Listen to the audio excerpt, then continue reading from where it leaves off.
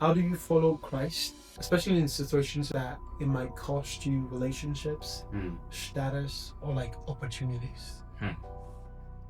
Yeah, it's very difficult. I can speak from my own personal experience too. Okay.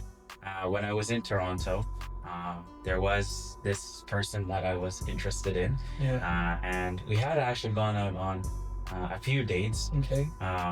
Unfortunately, though, she was also raised in a Christian home, and just kind of where she was in her faith was a little bit different than myself. I see. And one of the things she was trying to just pressure me a lot in a lot of areas that were not, they weren't the best. Let's just put it that way. Okay. And yeah, she's I continue to try and counsel her and tell her, like, this is what the Bible says. I think we need to wait and or we shouldn't do this yet. I see.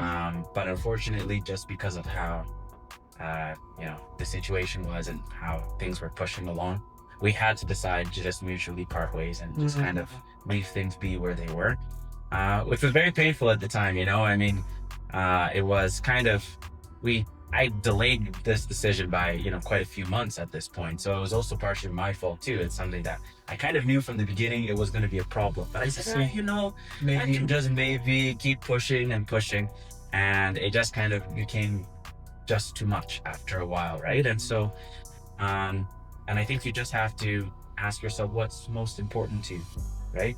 You have to prioritize and say, do I value uh, Christ? Do I believe in the Lord and what he's done and his work on the cross for me? And is that the most important thing in my life or not? If you really have that true trust in the Lord, you're not going to be worried, right? Even if maybe there is a job or there is a relationship or something that you would have liked to have that doesn't materialize.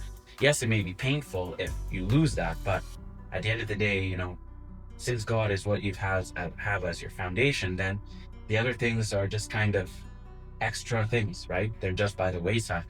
And I think I also try to remind myself too about all the good things that the Lord has already given to me in my life. And so it's like, okay, yes, this thing may look like a cost, but compared to all the other things that the Lord has given to me, it's like, it's not really that much. And what is to come to give up. Yes, exactly. And what is to come, right?